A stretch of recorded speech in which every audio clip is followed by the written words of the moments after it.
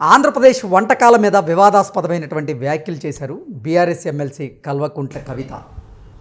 ఆంధ్రప్రదేశ్ బిర్యానీ పేడ బిర్యానీ అని, అసలు ఆంధ్రప్రదేశ్ బిర్యానీయే కాదు, బిర్యానీ అంటే తెలంగాణది అంటూ కవిత చేసినటువంటి వ్యాఖ్యలు తీవ్ర దుమారాన్ని రేపుతున్నటువంటి నేపథ్యంలో ఈ అంశం మీద మనం పూర్తి స్థాయిలో విశ్లేషణ చేస్తున్నాం. ప్రస్తుతం మనతో పాటు ఉన్నారు ప్రముఖ సామాజికవేత్త, ప్రముఖ రాజకీయ విశ్లేషకులు కృష్ణకుమారి గారు. వారితో మాట్లాడు.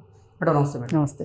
మేడం, బీఆర్ఎస్ ఎమ్మెల్సీ కవిత గారు ఆంధ్రప్రదేశ్ బిర్యానీ మీద ఆవిడ చేసినటువంటి వ్యాఖ్యలు వివాదాస్పదంగా మారాయి. ఆంధ్రప్రదేశ్ బిర్యానీ పేడ బిర్యానీ, అసలు అది బిర్యానీయే కాదు, బిర్యానీ అంటే తెలంగాణదే అంటూ ఆవిడ చేసినటువంటి వ్యాఖ్యలు రెండు తెలుగు రాష్ట్రాల్లో తీవ్ర దుమారాన్ని రేపుతున్నాయి. ఆ వ్యాఖ్యలు ఎలా చూడాలంటారు మనం? ఇప్పుడు నేను బిర్యానీ తెలంగాణ వాళ్ళు ఎలా చేస్తారు, ఆంధ్ర వాళ్ళు ఎలా చేస్తారు అనే దానికంటే కూడా మేడం ఆవిడ ఆ వ్యాఖ్యలు చేయడం వెనకమాల ఆవిడ ఉద్దేశం ఏంటి అనేది చెప్పాలనుకుంటున్నాను. ఓకే, ఆవిడ ఉద్దేశం ఏంటి అంటే అక్కడ బనకచెర్ల ఇష్యూ మీద అంతకుముందే వాళ్ళ నాన్న వెళ్ళి జగన్మోహన్ రెడ్డి దగ్గర కూర్చొని ఆ విషయం గురించి మాట్లాడే లోపు మధ్యలో ఒక మజిలీ రోజా ఇంటికి వెళ్ళి రోజా ఇంట్లో మంచిగా భోజనం చేసి అబ్బబ్బబ్బా ఆంధ్ర వంటకాలంటే మామూలు వంటకాలు కాదు అని చెప్పి భట్రాజు పొగడతలన్నీ పొగిడి రోజమ్మని దీవించి జగన్మోహన్ రెడ్డి తోటి మాటామంతి చేసుకుని, ఏంది ఇంతకుముందు సీఎంకి మాట్లాడడం రాలేదు, అడగటం రాలేదు, నువ్వు మంచిగా మీ అవసరం గురించి రాయలసీమ బిడ్డగా నువ్వు రాయలసీమ అవసరాల గురించి చెప్పావు, నేను ఇచ్చేస్తున్నాను, సముద్రంలో కలిసే నీళ్లు ఎవరు వాడుకుంటే ఏంట్రా అబ్బాయి అని బాబాయ్ బాగా కబుర్లు చెప్పి ఒప్పుకుని వచ్చాడు. వచ్చి అన్నీ అప్పుడే అయిపోయినాయి. అన్నీ అప్పుడే అయిపోయాక ఇప్పుడు ఈమె గారు వచ్చి ఈ మధ్యకాలంలో చాలా రీసెంట్ టైమ్స్లో రోజాని వంటలు వండే విషయంలో, వంటలు ఏమేం చేస్తారు, ఎట్లా చేస్తారు, ఏంటి అనే విషయంలో ఆవిడ ఒక చిన్నపాటి ఇంటర్వ్యూ ఇచ్చారు. ఆ ఇంటర్వ్యూలో కూడా అప్పట్లో కేసీఆర్ మీ ఇంటికి వచ్చినప్పుడు మీరు వంటల్లో మెప్పించారు కదా అని అడిగితే అవునవును చాలా సంతోషించారు, ఆయన చాలా బాగా మంచిగా తిన్నారు, మాట్లాడారు, తింటమే కాదు తాగారని కూడా అర్థం వచ్చేలాగా మాట్లాడింది ఆవిడ. ఓకే, ఈయన చక్కగా మంచి ఆతిథ్యం ఇచ్చింది. ఇప్పుడు తెలంగాణ వాళ్ళకి మంచి ఆతిథ్యం అంటే ఏంటండి, చుక్క లేకుండా మంచి ఆతిథ్యం అంటారని మీరు ఎంతన్నా పెట్టండి, చొక్కా ముక్క లేకపోతే వాళ్ళకి అసలు అది తిండిలాగా అనిపించదు. ఇప్పుడు గోదావరి జిల్లా వాళ్ళు 50 రకాలతోటి భోజనం పెట్టారనుకోండి, దానిలో నాన్ వెజిటేరియన్ లేదనుకోండి, దానిలో మందు లేదనుకోండి, వీళ్ళ దృష్టిలో తిండి కాదు. తెలంగాణ వాళ్ళ దృష్టిలో తిండి కాదు. తెలంగాణ వాళ్ళ దృష్టిలో తిండి ఏంటంటే ముందు మందు తర్వాత ముక్క, ఈ రెండు పెడితేనే అది భోజనం. ఆ విధంగా ఆయన అక్కడ సంతృప్తి పడి వచ్చాడు. వచ్చి ఆ సంగతి రోజా కూడా చెప్పింది. ఆయన ఫుల్ హ్యాపీ అయ్యి వచ్చాడు, మా ఇంటి దగ్గర నుంచి మంచి ఆతిథ్యం ఇచ్చావమ్మా రోజమ్మ అని చెప్పాడు. అయిపోయింది, ఇది ఇంతటితో అయిపోయింది. ఇప్పుడు ఎందుకు మళ్ళీ వివాదం అయింది? ఇది ఎందుకయింది అంటే ఇప్పుడు ఒక రాజకీయ అవసరం వచ్చింది కాబట్టి వివాదం అయింది. ఈ రాజకీయ అవసరం ఏంటి అంటే ఇవాళ మీరు బీఆర్ఎస్ అన్నారు ఇందాక 2 సార్లు. మీరు బీఆర్ఎస్ అంటే నాకు అస్సలు మనసు పడలా. అసలు మీ బీఆర్ఎస్ ఎక్కడదండి?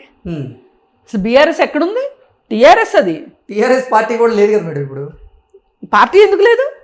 బీఆర్ఎస్ లేదు, భారతీయ రాష్ట్ర సమితి లేదు, తెలంగాణ రాష్ట్ర సమితి ఉంది, టీఆర్ఎస్ భవన్ ఉంది, బీఆర్ఎస్కి భవనం లేదు. అసలు భవనం లేదు, పార్టీ లేదు, ఏమీ లేదు. అందుకని మీరు టీఆర్ఎస్ అనే అనండి ఇక్కడి నుంచి. అయితే ఈ టీఆర్ఎస్ వాళ్ళకి ఇవాళ కొత్తగా మళ్ళీ తెలంగాణ ప్రజల మనసుల్లో స్థానం సంపాదించాల్సిన అగత్యం ఏర్పడింది. ఈ అగత్యం ఎందుకు వచ్చింది అంటే ముందుగా అమ్మగారి లిక్కర్ స్కాము, అంతకంటే ముందు అయ్యగారి కాళేశ్వరము నొక్కుడు, అన్నగారి టెలిఫోన్ ఫార్ములా 1 తర్వాత వచ్చింది, చివరిలో వచ్చింది టెలిఫోన్ ట్యాపింగ్. మొదటి నుంచి స్టార్ట్ అయింది. ఈ టెలిఫోన్ ట్యాపింగ్లో ఆయన ఎవరి మీద ఇంట్రెస్ట్ చూపించారు, ఎవరి ఫోన్లు వినటానికి ఇష్టపడ్డారు, ఆఖరికి ఆయన వాహనానికి సైరన్ కూడా లేకోకుండా మంత్రి కారుకి బొగ్గ ఉంటుంది, బొగ్గలేని కారులో ఎందుకు తిరిగాడు అన్నీ అందరికీ తెలుసు. ఇవాళ మీరు వచ్చి ఏదో మేకప్ వేద్దాము ప్యాకప్ చెప్దాము అంటే కుదరదు, నడవదు ఇక్కడ. అందుకని అందరికీ అన్నీ తెలుసు, ఇవన్నీ జగమెరిగిన సత్యాలు. పోలీసులు కూడా హెచ్చరించారు, మిమ్మల్ని మీకు ఏదన్నా అవసరం పడితే మేము రక్షించాలి అంటే ఎట్లా అండి, మీరు కొంచెం బుగ్గొన్న కారులో వెళ్తే మీరు ఉన్నారని తెలుస్తుంది, మీరు సెక్యూరిటీ లేకుండా బయటికి వెళ్తున్నారు సార్ అని చెప్పి హెచ్చరించిన విషయాలు కూడా బయటకు వచ్చినాయి.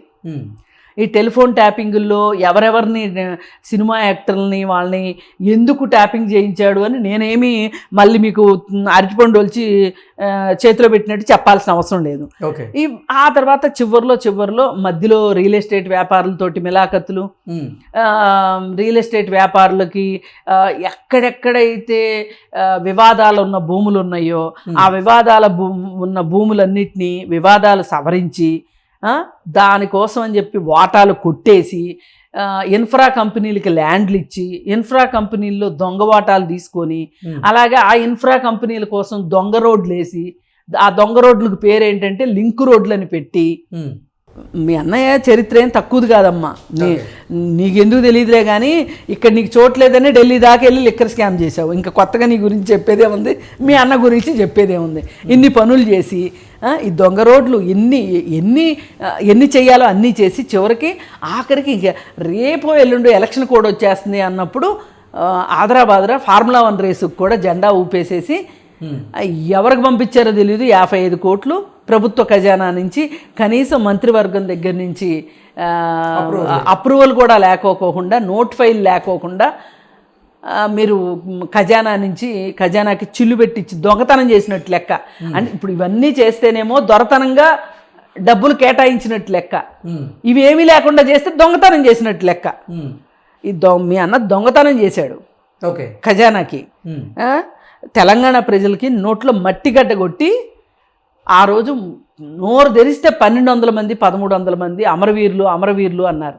మరి 1200 1300 మందికి మీరు ఎందుకు అమరవీరులకు సంబంధించిన కుటుంబాలను ఎందుకు పట్టించుకోలేదు, వాళ్ళని ఎందుకు పరామర్శించలేదు, మీరు వాళ్ళందరికీ ఇవ్వాల్సిన ధన సహాయం ఎందుకు చేయలేదు, 600కే ఎందుకు దింపేశారు దాన్ని? అప్పుడేమో 1200 అని చెప్పుకుని ఊరేగారు, ఇప్పుడేమో వాళ్ళు డబ్బులు ఇవ్వాల్సి వచ్చేసరికి ఏమో మీకు ఎక్కడ సరిపోవు మీ సోకులకని వాళ్ళకి డబ్బులు కట్ చేశారు. ఇవన్నీ చేసిన తర్వాత మిమ్మల్ని ప్రజలు తిరస్కరించిన తర్వాత ప్రజలు మీ మొహాల మీద పేడ నీళ్ళు చల్లిన తర్వాత మీకు మళ్ళీ ఇప్పుడు తెలంగాణ సెంటిమెంట్ గుర్తొచ్చింది, మీకు ఇప్పుడు మళ్ళీ తెలంగాణ కావాల్సి వచ్చింది. తెలంగాణ సెంటిమెంటు పైగా ఇంకొకటి, ఈవిడ అసలు ఇంట్లో వాళ్ళను తన పట్టించుకోవట్లేదు, తనకు వాటాలు సరిగా ఇవ్వట్లేదు కొట్టేసిన డబ్బుల్లో అని చెప్పి, వీళ్ళు ఎలాగో ఇచ్చేటట్టు లేరులే అని చెప్పి లిక్కర్ స్కామ్ చేసుకుంది, డబ్బులు బోళ్ళు సంపాదించుకుందామని. సరే లిక్కర్ స్కామ్ చేస్తే అది కాస్త పురిట్లోనే సంది కొట్టి జైలుకు పోయింది. ఇక జైలు నుంచి వచ్చిన తర్వాత వాటా ఎట్లా మరి, తనేమో చేసుకోలేకపోయింది, అన్నేమో బాగా చేసుకుని మ్యాట్ వేసాడని చెప్పి తెలిసిపోయింది. అందుకని చెప్పి వాటాల గురించి అడిగితే జైలుకి వెళ్ళి వచ్చిందని నువ్వేంటి మాట్లాడేది, నోరు మూసుకో అన్నారు. నీ మూలాన అసలు కుటుంబం పరుగు పోయింది, మేమేదో గుట్టు చప్పుడు కాకుండా డబ్బులు సంపాదించుకుంటే నువ్వేమో ఇట్లా గుట్టు రొట్టు చేస్తేవి అని వాళ్ళు తిట్టారు. తిట్టేసరికి మీ పని ఎట్లుందా అని చెప్పి తెలంగాణ జాగృతి పేరుతోటి నేను పార్టీ పెడతాను అని చెప్పి 15 మంది ఎమ్మెల్యేలను తీసుకొని వస్తాను, నాకేమి ఇస్తారు అని రేవంత్ రెడ్డితో బేరం పెట్టుకుంటే రేవంత్ రెడ్డి అసలు కల్వకుంట్ల ఫ్యామిలీ నుంచి నాకు ఒక్కళ్ళు రావడానికి వీల్లేదు, ససేమిరా అడుగే పెట్టడానికి వీల్లేదు అనేసరికి అప్పటిదాకా కాంగ్రెస్ని ఒక్క మాట అనని మనిషి, రేవంత్ రెడ్డిని ఏమీ అనని మనిషి, బీజేపీ మీదకి ఒంటికాల మీద వెళ్ళిన మనిషి కామ్ అయిపోయింది. ఇప్పుడు ఎవరైనా ఒక పాత ఉద్యోగం మానేటప్పుడు తెలివైన వాళ్ళు ఎవరైనా ఏం చేస్తారంటే కొత్త ఉద్యోగం వెతుక్కుని పాత ఉద్యోగానికి అంటే ఇక్కడ కాలు తీస్తే అక్కడ కాలు పెట్టేటట్లుగా పెట్టుకుంటారు. ఈవిడ కూడా అట్లాగే ఇప్పుడు టీఆర్ఎస్ పార్టీలో నుంచి బయటకు వచ్చి కాంగ్రెస్ గాంధీ భవన్లో కాలు పెడదాం అనుకుంది, తెలంగాణ భవన్ నుంచి ఒక్క దూకి అక్కడ దూకుదాం అనుకుంది. వాళ్ళు బాబు వద్దమ్మా నీకు ఇక్కడ అదే వాతావరణం సహకరించట్లేదు, విమానాలను ఆపేస్తారు ఆకాశంలోనే, అట్లా ఆపేశారు. ఆపేసేసరికి ఇంకా మరి ఇంట్లో వాళ్ళు కూడా ఏమనుకుని ఉండొచ్చు, ఎంత వద్దన్నా అనకుండా పార్టీ ఆఫీస్ కూడా ఓపెన్ చేసేసింది. మరి పార్టీ ఆఫీస్కి ఒక్కళ్ళు రాలా చూడండి, టీఆర్ఎస్ పార్టీ వాళ్ళు రాలా, అన్న రాలా, అమ్మ రాలా, అయ్య రాలా, బావ రాలా, ఎవరూ రాలా. వాళ్ళు కూడా ఏంటి ఏమో జైల్లో బాగా మొండితనం నేర్చుకుని వచ్చినట్టుంది, ఎందుకు వచ్చింది గొడవ అని చెప్పి ఏదో రాజీ చేసుకున్నట్టున్నారు. అందుకని ఇప్పుడు మళ్ళీ పలుకులు ఎలా మొదలైనవి, బీజేపీని వదిలేసి ఇప్పుడు కాంగ్రెస్ని తిట్టడం మొదలుపెట్టింది. ఇప్పుడు బీజేపీని ఏం మాట్లాడట్లా, మొన్నటిదాకా బీజేపీని ఎట్లా మాట్లాడింది. ఇది ఈ రాజకీయ పరిస్థితుల్లో ఈమె ఇలాంటి వ్యాఖ్యలు చేసింది. చేసేటప్పుడు కొసమెరుపుగా ఏమన్నది, అసలు చంద్రబాబు నాయుడికి ఎదురు చెప్పడం చేతగాక రేవంత్ రెడ్డి బనకచెర్లకు ఒప్పుకున్నాడు, తెలంగాణ ద్రోహి అని మాట్లాడుతుంది. అంటే ఇప్పుడు ఈవిడ ఉద్దేశం ఏంటంటే, మనము ఈ ఆంధ్ర వాళ్ళ పీడ వదిలించుకుంటే మళ్ళీ ఆంధ్ర వాళ్ళ శిష్యుడిగా రేవంత్ రెడ్డి పీడను కూడా మనం వదిలించుకోవాలి, అంటే ఇంకొక పోరాటం అవసరము అని ఈమె ఈ వ్యాఖ్యానాలు చేయటం వెనకమాల. అంటే చాలా పెద్ద లేదు చాలా పెద్ద వ్యాఖ్యానంలో ఈ పేడ బిర్యానీ అనేది చిన్న మాట. అంటే అయితే అనొచ్చు కదా, అసలు ఆంధ్రప్రదేశ్ వంటకాల గురించి, లేకపోతే ఆంధ్రప్రదేశ్ బిర్యానీ, పేడ బిర్యానీ అని ఇలా అంటే దొంక తిరుగుడుగా మాట్లాడాల్సిన. దొంక తిరుగుడు కాదు ఇది, నేను అదే అంటున్నా. ఒక పెద్ద ప్రశ్న, ఒక ప్రశ్నకి ఆమె ఇచ్చిన సమాధానంలో ఇది ఒక ముక్క. ఈమె ఏమంటది అంటే, అసలు మనకి ఆంధ్ర వాళ్ళతో మనం ఎందుకు మంచితనంగా ఉంటాము, అక్కడికి వెళ్ళి మీ నాన్న వెళ్ళి రోజమ్మ ఇంట్లో భోజనం చేసి జగన్మోహన్ రెడ్డితో మాట్లాడుకుని వచ్చాడు కదా, బనకచెర్ల విషయం అప్పుడే జరిగిపోయింది కదా అని అంటే భలే మాట్లాడుతున్నారండి. అసలు బనకచెర్ల విషయంలో ఏ నిర్ణయం తీసుకున్నారనేది మాట్లాడుకోకుండా ఆమె మాట మార్చి దృష్టి మరల్చి బిర్యానీ మీదకు తీసుకొచ్చింది. ఓకే, అసలు ఎవరన్నా తింటారా అండి వాళ్ళ బిర్యానీ అంటే? అసలు రోజా ఇంట్లో భోజనం చేయలేదు అన్నట్టు చెప్పింది ఇప్పుడు ఈవిడ. నాకు అందు గురించి నాకేమనిపించిందంటే, రెండు విషయాలు ఉన్నాయి ఇక్కడ. ఒకటి, జైలుకి వెళ్ళిన సందర్భంగా ఈమెకి షార్ట్ టర్మ్ మెమరీ లాస్ అన్నా వచ్చి ఉండాలి. ఓకే, లేదు అంటే గనక పూర్తి రాజకీయ ప్రయోజనం కోసమైనా మాట్లాడి ఉండాలి. ఇవాళ రాజకీయ ప్రయోజనం ఏంటి? మళ్ళీ ఆంధ్ర వాళ్ళ గురించి మాట్లాడటం, అప్పుడప్పుడు ఆంధ్ర రాగం ఎత్తుకుంటున్నారు. మధ్య కేసీఆర్ కూడా మాట్లాడాడు, ఆంధ్ర వాళ్ళ పెత్తనము, ఆంధ్ర పెత్తందారులు అని చెప్పి మళ్ళీ సన్నాయి రాగం తీసి మొదలెడితే దాన్ని ఈవిడ అందుకుని, అదేంటండి మా నాన్న వెళ్ళడం ఏంటి, అక్కడ తింటం ఏంటి, అసలు వాళ్ళ బిర్యానీ ఎట్లుంటుంది అంటే, ఆవిడ ఏంటంటే, మాకు ఇక్కడ తెలంగాణలో బోల్డ్ బిర్యానీ ఉండగా అక్కడికి వెళ్ళి మేము ఎందుకు తింటాము అంటే, బనకచెర్ల విషయాన్ని చెప్పకుండా మేము చేసుకోలేదు, ఆ నిర్ణయం మేము తీసుకోలేదని చెప్పటం కోసం బిర్యానీ మీదగా పెట్టి మాట్లాడింది అనమాట. ఈ రోజుకి వీళ్ళ రెచ్చగొట్టే మాటలు కావచ్చు, కొంతమంది సంస్కారం లేని మనుషులు ఆంధ్ర మీద కానీ, ఆంధ్ర ప్రాంతం మీద, ఆంధ్ర ప్రజల మీద, అట్లాగే అమరావతి మీద విషం కక్కుతున్నారు. మళ్ళీ మొదలైంది ట్రెండ్, మళ్ళీ మొదలైంది. అమరావతి స్టార్ట్ అయిపోతే ఎట్లా, అమరావతి అసలు అయిద్దా, అసలు అమరావతి అవ్వదు, అది గ్రాఫిక్స్ అని కొంతమంది మేధావులు మాట్లాడుతున్నారు. మనం వాళ్ళ గురించి కూడా పోయినసారి ఒకసారి మాట్లాడుకున్నాం. అంటే వీళ్ళందరికీ ఏంటి అంటే బాధ, ఎంత అవునన్నా కాదన్నా ఒక హైదరాబాద్ని ఆంధ్రప్రదేశ్లో సృష్టించడం కుదిరే పని కాదు. ఇది ఒక రోజులో అయిన అభివృద్ధి కాదు ఆంధ్ర. ఇప్పుడు హైదరాబాద్ లాంటి రాజధాని మాకు వస్తుంది అని ఆంధ్ర ప్రజలు కూడా ఏం భ్రమపడట్లా. ఇప్పుడు ఆంధ్ర వాళ్ళందరూ వీళ్ళు పెట్టుబడిదారులు అన్నారు, కానీ ఆంధ్ర పెట్టుబడిదారులాగా వచ్చి అమాయక గొర్రెల్లాగా హైదరాబాద్లో పెట్టుబడి పెట్టేవాళ్ళు వేరే రాష్ట్రాల వాళ్ళు ఎవరుంటారా ఆంధ్రప్రదేశ్కి? లేరు కదా. అందుకే కదా అమరావతి పరిస్థితి అట్లా ఉంది. ఏమన్నా మొదలవుద్దేమో, మొదలు కాకూడదు అనే ఉద్దేశం. ఈ బనకచెర్ల విషయంలో ఎట్లా నీళ్ళు ఇస్తారో చూస్తాము. అవి తెలంగాణ నీళ్లు.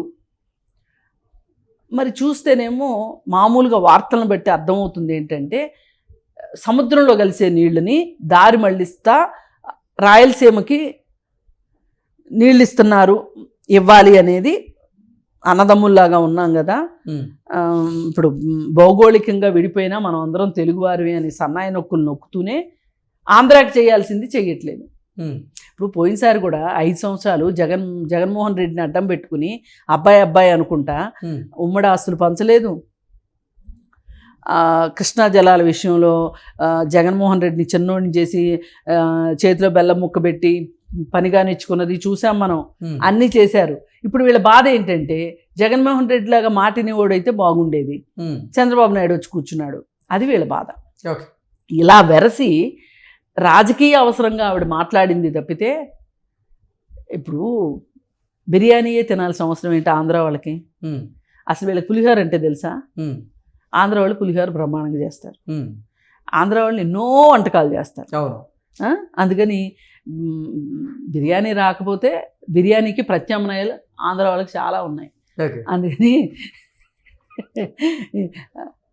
అసలు గట్టిగా మాట్లాడుకుంటే ఆంధ్ర వాళ్ళు ఇక్కడికి వచ్చి వ్యవసాయం నేర్పించారు, వ్యాపారం నేర్పించారు, విద్యా సంస్థలు నెలకొల్పారు, ఎన్ని చేశారు. చరిత్ర మర్చిపోయిన వాళ్ళు ఇలాగే మాట్లాడతారు. అందుకని వీళ్ళని మనం పెద్ద సీరియస్గా తీసుకోవాల్సిన అవసరం లేదు. రెండే ఇక్కడ, అతి తెలివన్నా ఉండాలి, పిచ్చన్నా ఉండాలి. Okay madam, thank you.